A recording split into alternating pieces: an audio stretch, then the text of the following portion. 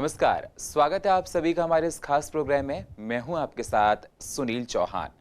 दर्शकों, ये कई बार देखा जाता है कि बहुत से लोगों को इस बात की नॉलेज नहीं होती है कि एनसीआर, एफआईआर और जीरो एफआईआर क्या होती है। बहुत से लोग सड़क पर जाते हैं, उनका फ़ोन छीन लिया जाता है, महिलाओं की चेन छीन ली जाती है। जब वो थाने जाती हैं कंप्लेंट कराने, अपनी एफआईआर दर्ज कराने के लिए, तो पुलिस उनको बोलती है एफआईआर मत कराइए, आप एनसीआर करा लीजिए।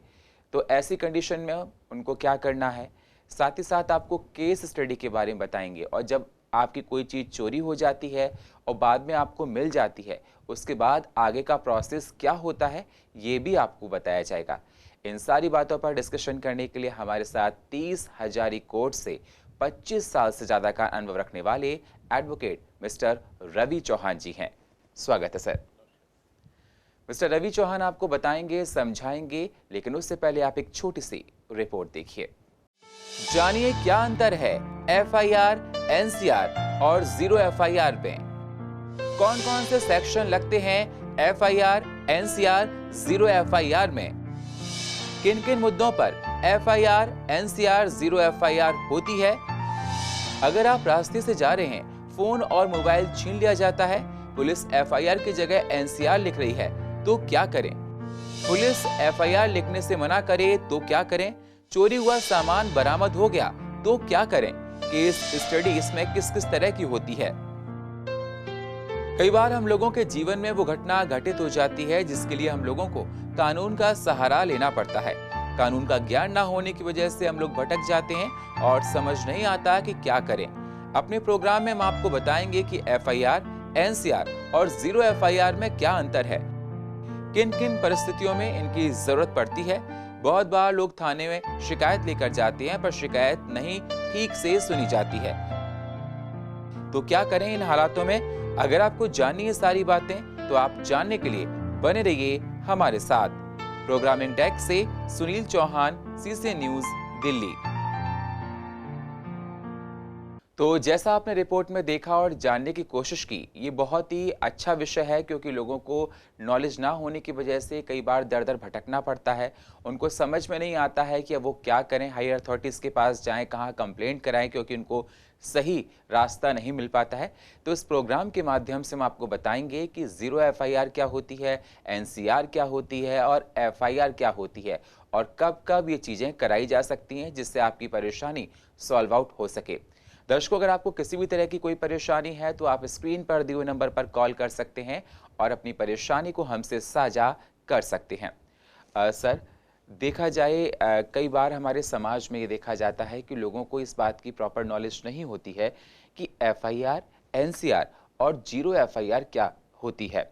जो दर्शक आपको देख रहे हैं, आप उनको ये बताइए कि एफआईआर, जीरो एफआईआर और एनसीआर में डिफरेंसेस क्या क्या हैं। जी, जैसा कि एफआईआर और एनसीआर और जीरो एफआईआर के बारे में बात हो रही है, तो इसमें काफ़ी मूलभूत अंतर है जो आम आदमी को समझने की ज़रूरत है। एनसीआर किसी व्यक्ति द्वारा कोई वस्तु के खो जाने, कोई document, degree, credit card, debit card या अन्य कोई ज़रूरी दस्तावेज़ के गुम हो जाने के संबंध में अगर वो पुलिस को कोई इत्तला देते हैं, कोई इन्फॉर्मेशन देते हैं, उसको एनसीआर कहा जाता है। एनसीआर का मतलब नॉन कॉग्निजेबल रिपोर्ट। ये असंज्ञेय अपराध की श्रेणी में आता है। असंज्ञेय ये मामूली मुकदमे होते हैं, मामूली केस होते हैं, और जो संज्ञेय अपराध होते हैं, दैट इज़ कॉग्निजेबल रिपोर्ट, वो धारा 154 सीआरपीसी के तहत एफआईआर दर्ज की जाती है। अगर कोई मामला सीरियस है और उस मामले में आगे विवेचना की ज़रूरत है तो उसकी शुरुआत एफआईआर से होती है। एफआईआर दर्ज होने का मतलब कि पुलिस को एक्शन में आना होता है, पुलिस को उस पर कार्रवाई करनी होती है और किसी कंक्लूज़न पर आना होता है। रह गई बात ज़ीरो एफआईआर की। ज़ीरो एफआईआर एक आम आदमी को एक सहूलियत देने के लिए ये बहुत ज़रूरत पड़ गई, क्योंकि पहले पुलिस आपस में ही झगड़ती थी कि उनका क्षेत्राधिकार क्या है, जुडिक्शन क्या है। अब उस मामले में आम आदमी को बहुत परेशानी होती थी, तो अब लिहाजा ज़ीरो एफआईआर का एक ऐसा प्रोविज़न है कि आप रिपोर्ट दर्ज कीजिए, शिकायत दर्ज कीजिए, एफआईआर दर्ज कीजिए और उसके बाद ये पुलिस का काम है कि वो उस संबंधित व्यक्ति के जुडिक्शन में उसको ट्रांसफ़र कर दे। अब इन तीनों में, एनसीआर में, एफआईआर में और ज़ीरो एफआईआर में यही एक मूलभूत अंतर है। ज़ीरो एफआईआर बहुत ही साधारण मामलों में दर्ज होती है। एनसीआर में जो साधारण मामले होते हैं, खोने के, दस्तावेज खोने के या किसी और अन्य मामूली मसले में पुलिस एनसीआर दर्ज करती है। ये एक तरीके से आपके पास एक रिकॉर्ड का भी काम करती है। आपके पास एक सबूत होता है कि आपने ये इत्तला थाने में की और थाना इस बात को दुरुस्त करता है, उसकी आपको रसीद भी बना के देता है। एफआईआर में क्योंकि वो अपराध सीरियस अपराध है और उस अपराध में उनको संज्ञेय यानी कि कॉग्निजेंस लेना है, तो उसके लिए एफआईआर पहला कदम होता है। उसके बाद विवेचना होती है और उसके बाद वो मामला न्यायालय में जाता है। बिल्कुल, आपने सर बताया कि तीनों में डिफरेंसेस क्या हैं, ज़ीरो एफआईआर कब होती है, एनसीआर कब होती है और एफआईआर क्या होती है। अब सिलसिलेवार तरीके से मैं आपसे क्वेश्चन करता जाता हूं, आप दर्शकों को बताते जाइए। सपोज करो अगर मैं यहां से निकला और रास्ते मेरा चौराहे पर किसी ने फ़ोन छीन लिया, या कोई ऑफिस की हमारी एम्प्लॉय लड़की यहाँ से निकली, उसकी गले की सोने की चैन तोड़ ली गई। हम लोग थाने में जाते हैं रिपोर्ट कराने के लिए, एफआईआर कराने के लिए, और पुलिस हमसे कहती है कि आप एनसीआर कराइए। ऐसे बहुत लोगों की जो केसेस हमारे सामने आते हैं, इसलिए इस प्रश्न को मैं आपको उठा रहा हूँ। आप एफआईआर मत कराइए, आप क्या कहते हैं इसे गुम के इसको ले जाइए, एनसीआर कराइए। तो ऐसी कंडीशन में हमको क्या करना है? ये मसला तो एफआईआर का है और पुलिस हमको बोल रही है कि आप एनसीआर कराइए। अगर पुलिस एफआईआर नहीं लिख रही है तो इस संबंध में हम कहाँ जा सकते हैं? हायर अथॉरिटीज के पास जाना क्या ठीक रहता है? बिल्कुल आपने सही कहा। दर्शकों के लिए जानना बहुत ज़रूरी है कि आमतौर पर पुलिस का प्रयास ये रहता है कि एफआईआर दर्ज ना हो, और जैसा कि आपने कहा कि आप गए, आपका मोबाइल खो गया या चेन किसी ने छीन ली, तो ये अपराध है और ये गंभीर अपराध है और इसमें एफआईआर ही दर्ज होनी चाहिए।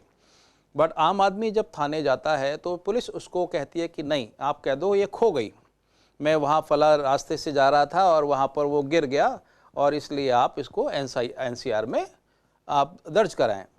मगर अगर ऐसा पुलिस वाले करते हैं और पुलिस वाले आपका सहयोग नहीं करते हैं तो आपके पास बहुत ऑप्शंस हैं। पहला ऑप्शन ये है कि आप उनके सुपीरियर ऑफिसर्स के पास जाइए, एसीपी को अप्रोच कीजिए, एरिया के डीसीपी को अप्रोच कीजिए, और लगता है कि अगर वहाँ भी आपको राहत नहीं मिल रही है तो आप न्यायालय की शरण में जा सकते हैं। न्यायालय में आपको पूर्ण अधिकार है कि आप न्यायालय में जाके ये बात रखें, अगर पुलिस आपका सहयोग नहीं कर रही है तो। बिल्कुल, अगर पुलिस आपकी एफआईआर नहीं लिख रही है, उसको एनसीआर में दे रही है, तो आप कोर्ट जा सकते हैं, कोर्ट का दरवाज़ा खटखटा सकते हैं।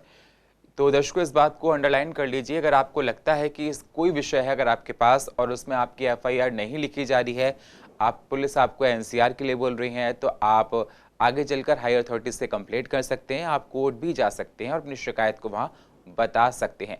दर्शकों अगर आपको किसी भी तरह की कोई परेशानी है तो स्क्रीन पर दिए हुए नंबर पर आप कॉल कर सकते हैं, आप ईमेल भी कर सकते हैं। ईमेल आईडी हमारी और फ़ोन नंबर स्क्रीन पर है, आप कॉल करके अपनी परेशानी को हमसे साझा कर सकते हैं।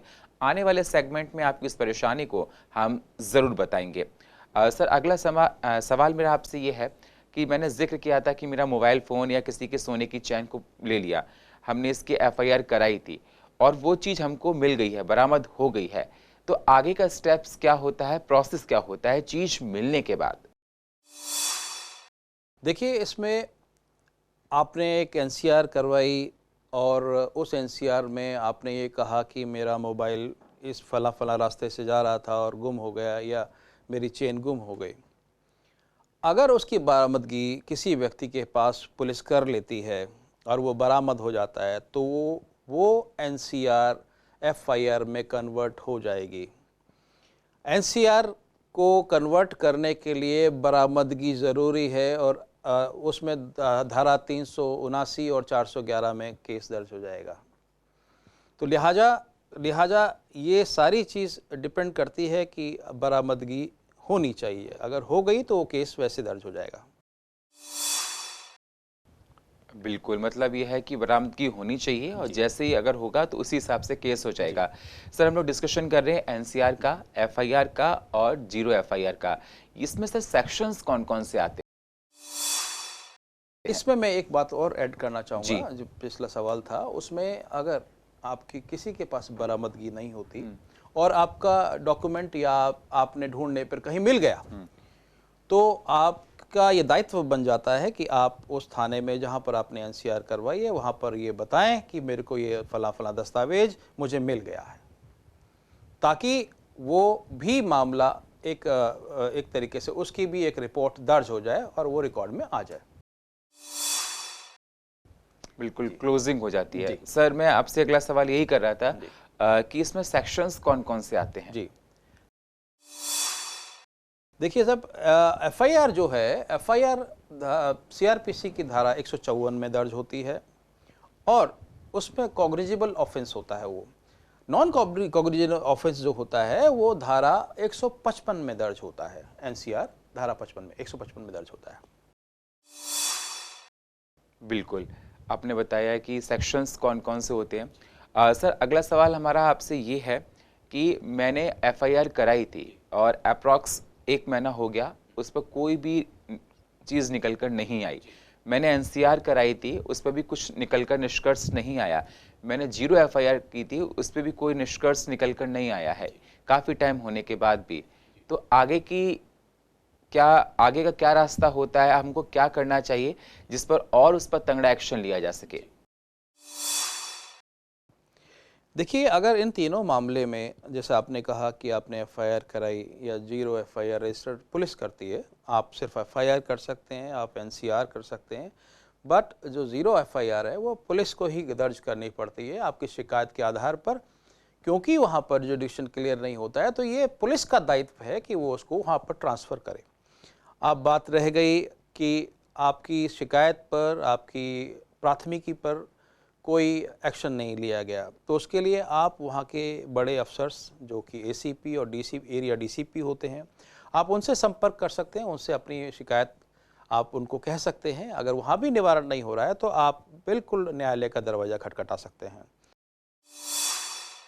बिल्कुल, अगर वहाँ पर आपका कोई सॉल्यूशन नहीं निकल रहा है, तो दर्शकों बार-बार सर यही बता रहे हैं कि आप कोर्ट जा सकते हैं, किसी वकील के टच में जाकर अपनी परेशानी को रख सकते हैं और कोर्ट से ही आपको उसके लिए निष्कर्ष मिलेगा।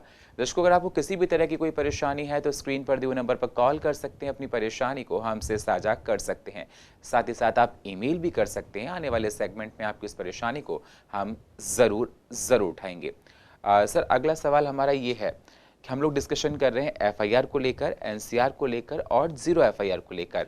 मैं आपसे जानना चाहता हूं, अगर घर में चोरी हो गई है और इंसान उस समय पैनिक कंडीशन में होता है, उनको समझ में नहीं आता है कि वो अब क्या करें, तो चोरी की एफआईआर कराई जाती है ना? तो गाड़ी चोरी हो गई है, कोई भी चीज़ चोरी आपकी हो रही है तो एफआईआर कराई जाती है। और अगर आपका एनसीआर की अगर बात की जाए, जिसमें जैसे अगर आपका कोई सामान गुम हो गया है, उसकी बात है, तो एफआईआर कौन से केसेस में होती है, एनसीआर कौन से केसेस में होती है और जीरो एफआईआर कौन-कौन से केसेस में होती है, ये आप विस्तार से बताइए, जिससे दर्शक समझ सकें, अगर भविष्य में किसी के साथ कोई घटना घटित होती है, तो वो जाकर कानून का सहारा ले सकें। बेहद ही मामूली जो मामले होते हैं, जैसे गाली-गलौच, आपसी झगड़ा या हल्का कोई भी छोटी-मोटी दस्तावेज का खोना, वो मामले आपको एनसीआर में दर्ज होते हैं। अब क्योंकि जो ज़्यादा सीरियस मामले हैं, जो आपराधिक मामले हैं, जिनमें पुलिस द्वारा एक्शन लेने की सख्त ज़रूरत है, तो उसमें एफआईआर दर्ज की जाती है। वो संज्ञेय अपराध होते हैं। संज्ञेय अपराध में हमेशा एफआईआर दायर होती है और एफआईआर के बाद ही एक विवेचना की शुरुआत होती है। पुलिस इन्वेस्टिगेशन एफआईआर के बाद ही शुरू कर सकती है। रही बात जीरो एफआईआर, तो जीरो एफआईआर में जैसा कहा, क्योंकि क्षेत्राधिकार का मसला आ जाता है, पुलिस वाले आपस में ही जुडिक्शन के लेके बहुत ज़्यादा एक उनकी उनमें मतभेद हो जाते हैं और जो आम व्यक्ति है जिसकी शिकायत है उसका निवारण नहीं हो पाता है, इसलिए ये प्रावधान किया गया है कि आप उसको एक ज़ीरो एफआईआर में ले लें और बाद में आप उसको वहाँ पर इलाके में ट्रांसफ़र कर दें। बिल्कुल, बहुत अच्छे से आपने समझाया कि ज़ीरो एफआईआर कब होती है और एनसीआर होती है। सर, आपको लगभग 25 साल से ज़्यादा का अनुभव है। आप 30 हज़ारी कोर्ट में प्रैक्टिस करते हैं, कड़कड़ुमा कोर्ट में भी आते हैं। मैं आपसे जानना चाहता हूं कि आपने अपनी प्रैक्टिस के दौरान किस-किस प्रकार का एक्सपीरियंस देखा एनसीआर में, एफआईआर में और ज़ीरो एफआईआर में? और मैं आपसे ये भी जानना चाहता हूं कि केस स्टडी के बारे में दर्शकों को बताइए। जैसा कि अब एनसीआर का ही मसला है, बहुत से मामले मेरे पास ऐसे आते हैं कि जिसमें लोग कहते हैं कि जी हम वहाँ गए थे शिकायत करने के लिए, हमारी चीज़ चोरी हो गई, हमें चाकू दिखा के हमसे ये छीन लिया गया। मगर जब मैं पुलिस के पास पहुँचा तो पुलिस ने हम पर दबाव डाला कि आप ऐसा ऐसा मत लिखो, ऐसा मत बोलो, आप ये बोलो कि मेरी चीज़ खो गई है।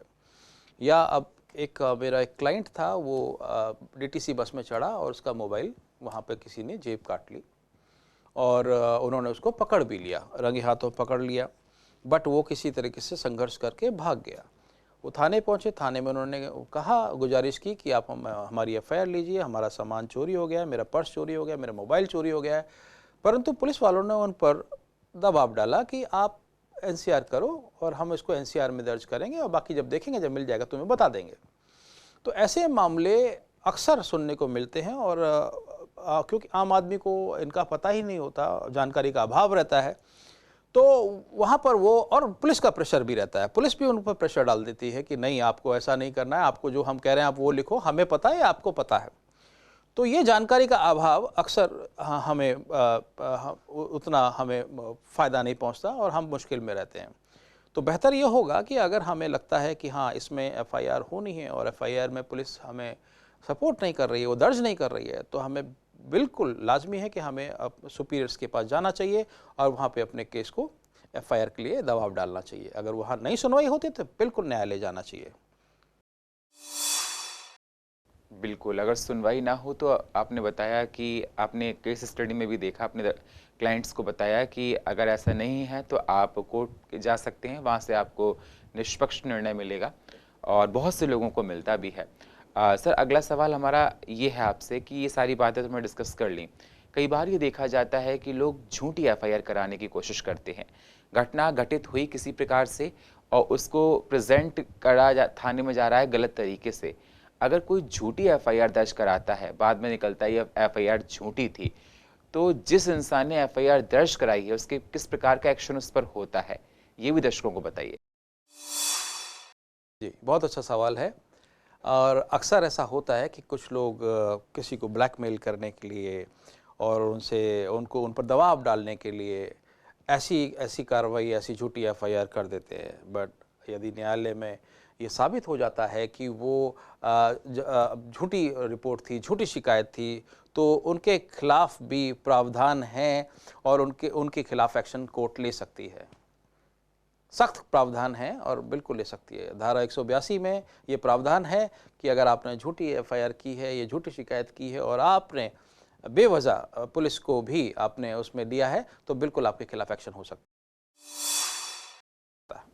बिल्कुल, ये लेसन है लोगों के लिए कि झूठी एफआईआर ना करें, बिल्कुल कानून को नहीं, बेवकूफ़ बनाने की नहीं, कोशिश ना करें, क्योंकि बिल्कुल, कानून बहुत एंगल से जांच करता है बिल्कुल, और अगर बिल्कुल, आप गलत पाए जाते हैं तो आप पर भी बिल्कुल। स्ट्रिंजेंट स्टेप्स, आप मतलब उतने ही दोषी हैं, आप उतने ही दोषी हैं और कसूरवार हैं। बिल्कुल। तो ये बात बहुत अच्छी है दर्शकों, इस पर लिए कभी भी किसी को बेवकूफ़ बनाने की कोशिश ना करें। हम ये नहीं कह रहे कि एफआईआर, एनसीआर और ज़ीरो एफआईआर आप मत कीजिए। अगर आपके साथ भविष्य में कोई घटना घटित होती है, अगर आपके पास ऐसा कुछ है कि आपको लगता है कि आपको न्याय चाहिए, तो आप बिल्कुल कानून का दरवाज़ा खटखटा सकते हैं, लेकिन गलत कदम नहीं उठाने चाहिए। बहुत बहुत शुक्रिया सर, आप हमारे इस मंच पर आए और आपने बहुत महत्वपूर्ण विषय पर चर्चा की। आपने बताया कि एफआईआर, एनसीआर और ज़ीरो एफआईआर में क्या डिफरेंस होता है, क्योंकि लोगों को अभी तक, बहुत से लोगों को पता है लेकिन काफ़ी लोगों को ये पता भी नहीं है कि डिफरेंसेस क्या होते हैं और कौन-कौन से विषय में आप कैसे-कैसे कंप्लेंट करा सकते हैं, कैसे-कैसे निष्कर्ष निकलते हैं, सारी बातें आपने बताई। चलते-चलते मैं आपसे कहना चाहता हूँ कि दर्शकों को फिर से आप समराइज़ कर दीजिए, कुछ और स्पेशल आप बताना चाहते हैं तो दर्शकों से आप कह सकते हैं। सबसे पहले मैं आपका धन्यवाद करना चाहूँगा कि आपके माध्यम से आप जिस तरह लोगों को जागरूक कर रहे हैं, कानूनी उनके अधिकार बता रहे हैं, ये बहुत अच्छी पहल है और आम आदमी को अपने अधिकार जानना बहुत ज़रूरी है। और जैसे कि आज हमने डिस्कस किया ज़ीरो एफआईआर, एफआईआर और एनसीआर के बारे में, तो यदि अगर हमें इन चीज़ों का डिफरेंस पता लग जाता है तो हम ज़्यादा तरीके से, सशक्त तरीके से अपनी शिकायत को रख सकते हैं और हम पुलिस को भी जोर देके कह सकते हैं कि ये मामला एनसीआर का है या एफआईआर का है या ज़ीरो एफआईआर का है। तो ये सारा हमें जानकारी होनी चाहिए और उस जानकारी में हमें अगर न्यायालय तक भी जाना पड़े तो हमें चूकना नहीं चाहिए। तो देखा आपने, एडवोकेट रवि चौहान जी ने आपको बताया, समझाया कि एनसीआर, एफआईआर और ज़ीरो एफआईआर में क्या डिफरेंस है। अगर भविष्य में कभी भी आपको अगर कानून की सहायता लेनी पड़ती है, हेल्प लेनी सकती है, तो आप एफआईआर करते समय आपको कौन सी बातों का ध्यान रखना है। सर ने बताया कि गलत एफआईआर करने पर आप पर एक्शन हो सकता है और पुलिस, अगर आप एफआईआर कराने जा रहे हैं, पुलिस आपकी एफआईआर नहीं लिख रही है, क्योंकि एफआईआर लिखने के बाद पुलिस को चार्जशीट बनानी पड़ती है, उनका काम काफ़ी बढ़ जाता है। तो बहुत से केसेस में ऐसा देखा जाता है, पुलिस कहती है कि आप एनसीआर करा लीजिए, एफआईआर मत कराइए, और आप चाहते हैं कि आप एफआईआर कराना है और पुलिस एनसीआर के लिए बोल रही है, तो आप जाके कानून का दरवाज़ा खटखटा सकते हैं, आप हायर अथॉरिटीज़ से बात कर सकते हैं, क्योंकि एफआईआर होने के बाद मामला बहुत संगीन हो जाता है और उसमें पुलिस पे निष्पक्ष जांच जरूर करनी पड़ती है। इसलिए कई बार ये देखा जाता है लोग एनसीआर करा लेते हैं, तो एफआईआर नहीं लिखी जा रही है तो आप कदम उठा सकते हैं। ज़ीरो एफआईआर के बारे में सर ने आपको बताया। दर्शकों, अगर आपको किसी भी तरह की कोई परेशानी है तो स्क्रीन पर दिए हुए नंबर पर आप कॉल कर सकते हैं, अपनी परेशानी को हमसे साझा कर सकते हैं, आप ईमेल भी कर सकते हैं। आने वाले सेगमेंट में आपकी इस परेशानी को हम ज़रूर उठाएंगे। और फिलहाल हमारे इस खास प्रोग्राम में इतना ही। बाकी खबरों के लिए आप बने रहिए CCN के साथ। तब तक के लिए नमस्कार।